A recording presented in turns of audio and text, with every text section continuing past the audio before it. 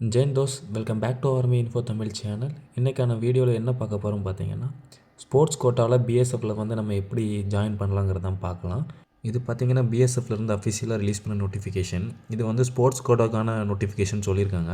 இதில் வேக்கன்சின்னு பார்த்தீங்கன்னா 549 வேக்கன்சி இருக்குது. இதுக்கு எப்படி அப்ளை பண்ணணும் பார்த்தீங்கன்னா, ஆன்லைனில் தான் பண்ணணும். அஃபிஷியல் வெப்சைட்டில் போய் தான் பண்ண வேண்டியிருக்கும். இதோட அப்ளிகேஷன் டேட் வந்து எப்போ ஸ்டார்ட் ஆகுதுன்னு பார்த்தீங்கன்னா 27/12/2025 இருந்து ஜனவரி 15/2026 வரைக்கும் நமக்கு இருக்குது.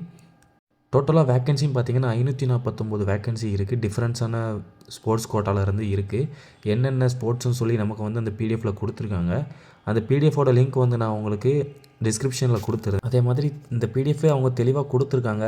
இது வந்து ஜென்ரல் டூட்டிக்கான செலெக்ஷன் தான் ஸ்போர்ட்ஸ் கோட்டாவில் வந்து அப்படின்னு சொல்லியிருக்காங்க. வேக்கன்சி வந்து எப்படி அலாட் பண்ணுறாங்கன்னு பார்த்தீங்கன்னா, மேல் ஃபீமேல்னு 2 டைப்பாக அலாட் பண்ணுறாங்க. அதே மாதிரி வேக்கன்சி வந்து ஈவெண்ட்டுக்கு டைப்லேயும் வந்து நமக்கு அலாட் பண்ணியிருக்காங்க. ஒரு சில ஈவெண்ட்டுக்கு 2, 3, 4 அப்படின்னு கொடுத்துருக்காங்க.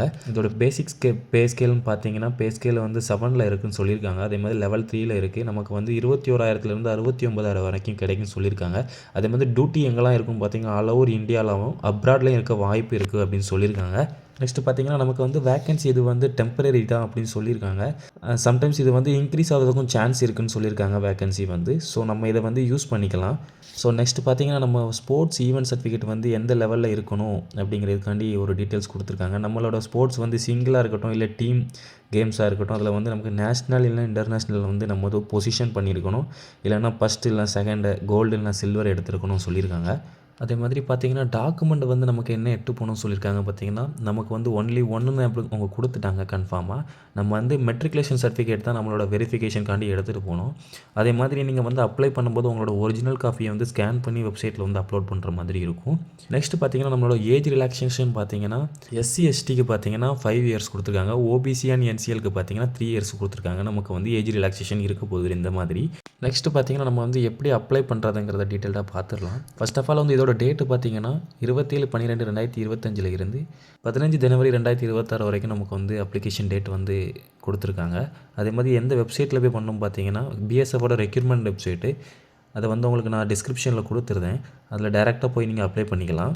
அண்ட் நெக்ஸ்ட் பார்த்தீங்கன்னா, உங்களுக்கு வந்து அப்ளிகேஷன் ஃபீஸ் இருக்க போது எவ்வளோன்னு பார்த்தீங்கன்னா 159 வந்து இருக்க போது. இந்த ஃபீஸ் வந்து யாருக்கெல்லாம் அப்ளிகபிள்னு பார்த்தீங்கன்னா, ஓபிசியும் யூஆர்சியில் இருக்க கேட்டகரியில் இருக்க மேலுக்கு மட்டும் அப்ளிகபிள்னு சொல்லியிருக்காங்க. எஸ்சி எஸ்டி அண்ட் ஃபீமேலுக்கு வந்து இந்த ஃபீஸ் வந்து கிடையாதுன்னு சொல்லியிருக்காங்க ஸ்போர்ட்ஸ் கோட்டாவில்.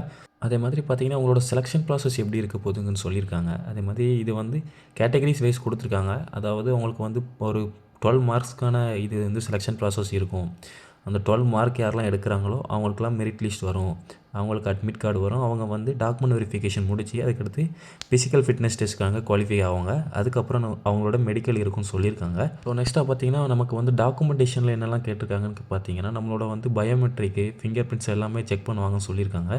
இதை வச்சு தான் நம்ம டாக்குமெண்ட் வந்து ஒரிஜினலாக இல்லை டூப்ளிகேட்டான்னு கண்டுபிடிப்பாங்க. ஸோ அவங்களே கொடுத்துருக்காங்க நமக்கு வந்து எல்லா டாக்குமெண்ட்டுமே ஒரிஜினல் தான் கொண்டு போகணும்னு சொல்லி.